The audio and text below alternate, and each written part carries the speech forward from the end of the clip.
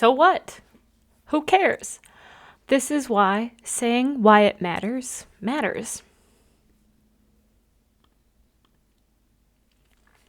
So a statement that can be found in the first couple pages of this chapter is that all writing is conversational. And I don't know about you, but sometimes I've been in conversations where I'm spacing out, not really participating, just kind of giving, oh no, or yeah, totally kind of answers where I'm not really part of the conversation, even though I am responding or I am actually there. So if all writing is conversational, and not all conversations are created equal or as equally important, we need to make sure that when we are writing as part of the conversation, we are also explaining why or arguing why this conversation is important. And how we do that is by knowing what is at stake. You'll notice our picture is of a very dapper poker-playing cat. Because when I think of what is at stake, the first thing that comes to mind, maybe because we watched some of the Ocean movies recently, is that of poker and gambling. What is at stake is very obvious in that instance, right? Because it's on the table in front of the players, whether it's in the form of stacks of chips or money or, when they start throwing in, fancy jewelry or titles to houses and cars. There's a physical representation of what is at stake with maybe a poker game. And sometimes then with that, the bigger the bet or the bigger the pot, what's at stake, the more that is at stake. The bigger the pot, the bigger the bet, the more the people care. It's not just the person placing the bet, but of course it's everybody else at the table. And it's also people that are not at the table that also care what is at stake when the stakes get high. So before we jump into the who cares what is at stake, we need to talk about the so what question. And the so what question is sometimes criticized by people in society reading academic works. They say, these scholars in their ivory towers are just doing all this research and it's not really clear why any of this matters, why their work matters. They're just up in their ivory towers doing their research. And sometimes people do forget to explain the so what, or how this conversation matters in the real world. What is at stake? And it's very important that we answer that question, lest we be written off as academics in our ivory tower, writing on things that don't really matter. Because when we are writing and we are part of this conversation, it matters. And we need to explain what is at stake and how this conversation matters in the real world. But in order to do that, we actually need to start with the who cares. I know the saying is, so what, who cares? But we actually need to address the who cares first because, like I alluded to in the example, the cat gambling example a few seconds ago, there are a number of stakeholders or people who care for a variety of reasons. So if we go back to that poker table, we see very obviously that the people sitting at that poker table care, right? The person placing the all-in bet really cares about what's at stake. Same as the people sitting at that table, right? Because if the person going all in loses, well, somebody else has to win. So they really do care about what happens at that table. But if you think about it, there are a number of other stakeholders or people invested in what's going on at that table. The person dealing, who is representing the casino, probably cares. The casino, of course, always wants to win, and the odds are typically skewed in favor of the house or the casino. But then also there are other people that are not maybe at that table, but that are also that also care about what happens. For example, maybe our cat has a family with a bunch of little kittens, and they would be very invested if our cat puts out the deed to the house or starts gambling more than our poor cat can afford.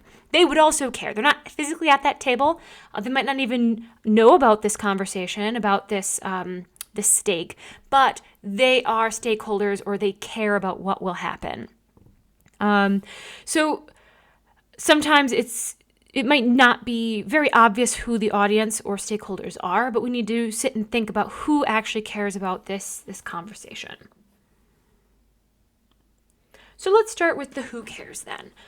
It's very important to name them. You need to indicate who needs to hear what you are saying, right? Because if you are having this part of the conversation and it's part of a larger conversation and there's lots of conversations going on, the who cares might not know to listen to what you are saying. So you need to specifically call them out and maybe name them, and indicate who needs to hear this. It might potentially be if you were bringing in new information or news research, who might have the old data that should be interested in this new study. Name them. Are there any specific groups or people that are impacted? And name them as well. Who cares about a new and revolutionary way to treat Alzheimer's? Is it just the Alzheimer's patients? Is it, the caretakers and families of people with Alzheimer's? Is it doctors who might have older information and they want this new data? And the same thing then also if it's a certain group or people that should care but currently do not. Is there like a group of people in there, maybe young professionals or young people, teenagers who do not have relatives with Alzheimer's and who do not have to face it themselves because they're currently young. But has your new study revealed that if you avoid bacon, the risk of Alzheimer's is reduced in half? That would be something a younger audience who doesn't currently care about Alzheimer's, they might want to care because they could do a lifestyle change, or they could take preventative measures, or they might do something with this new knowledge or part of the conversation. So we want to indicate if there are people with old information who might be involved or interested in your new argument. If there are direct stakeholders or people impacted by your argument, or if there is certainly currently a group or there are people that don't care about this conversation, but your argument is being made towards them that they should care. And part of why we do this as well is that it also, in a very interesting way, helps create dramatic tension or interest. To build this story, you're kind of saying, it's almost like Oprah when she's like, who gets a car? You get a car, and you get a car, and you get a car. And she's, pointing people out specifically. It's very dramatic. It's very interesting. And you're kind of doing that in an academic way. You're kind of pointing out who should care. Who cares about this conversation? Well, you should care, and you should care, and you should care. Because, and then you kind of explain why. So once we've narrowed down who cares or our stakeholders who should be invested in this conversation, you need to answer the very important question of so what.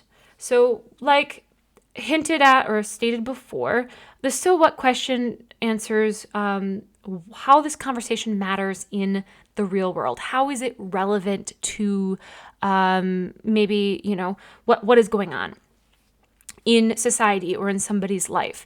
It's similar to that question. Sometimes people ask if a tree falls in the woods, but there's no one around to hear it, does it make a sound?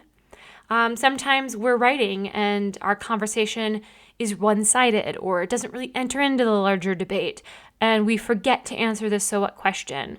So we want to make sure we're not isolated out in the middle of the woods, but we are explaining why this matters in the real world. And so how we can do that is we build on our audience, or who cares, our stakeholders. We build on values that they already hold. So like we we're giving with Alzheimer's example, those that have it, and family members and doctors who are assisting someone with Alzheimer's or trying to treat it. They care about either a cure or medicine that would be highly effective. So that's a value they already care about. So you might want to build on that value. You might also want to, well, you also should include any sort of general concerns about the conversation. Any, rumblings, maybe if it's a medical study about ethics or if it's, unethical. But just larger concerns about the conversation or questions. You also should include relevancy. If there is, how relevant is this to someone's daily life or to society as a whole, or how does this impact the audience and other stakeholders? Sometimes it's not very clear, especially with academic arguments or literature is always a good example. People talk about literature and sometimes they fail to show the relevancy of, Uncle Tom's Cabin and how it still is relevant to today's time, even though it's, 100 plus years old. But then also you need to include urgency or the timeliness, meaning, is this something we need to act on now? Or is this something that we need to just slowly work or build towards? Is this, something it needs to be addressed now, or else, it's going to be immediate impact on society, or is this something just we're working at bit by bit over a longer period of time?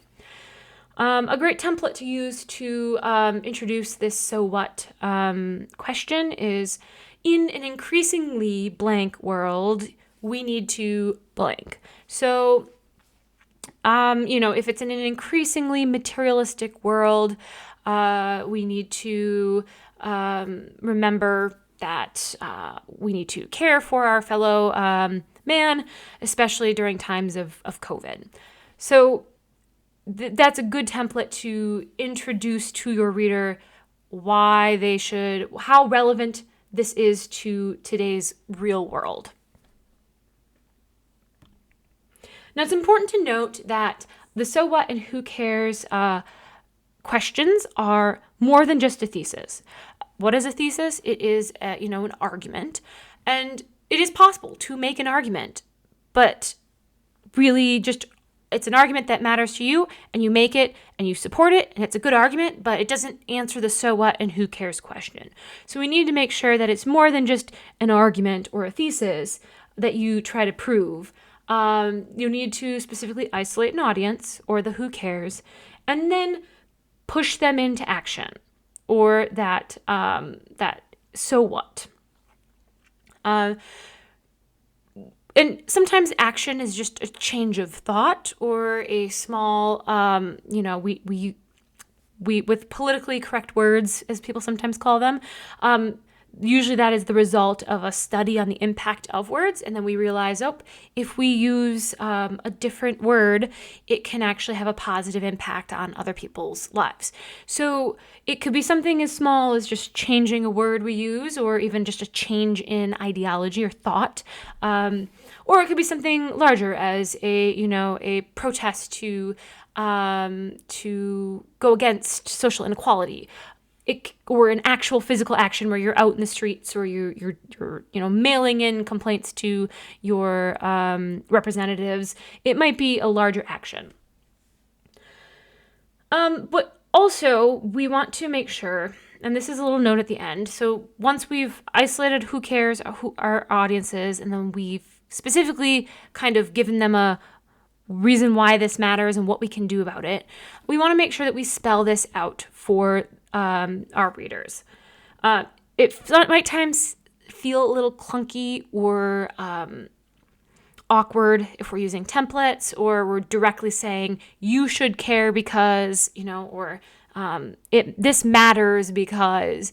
But it's important to be very clear rather than nuanced or subtle or sneaky.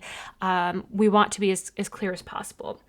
However, you don't want to entertain the trolls, or there's always someone that will always ask, but why? But why? Maybe think of like a small child when, mom says, oh, we have to get our shoes on to go outside. But why? Well, it protects our feet. But why do we have to protect our feet? And it keeps going on and on. But why? But why? So there comes a point where you don't entertain trolls, or you don't go down that rabbit hole. And that's important as well. And then on the flip side, for other audiences who know and care already about what this is, when you spell it out, it actually acts as an attention getter. It tells them to sit up, pay attention. We're talking about something important. So it is very important to spell it out. Even if you are talking to a knowledgeable audience, it acts effectively as an attention getter. But also don't spell it out to the point where you're entertaining trolls or going down a rabbit hole of answering why questions.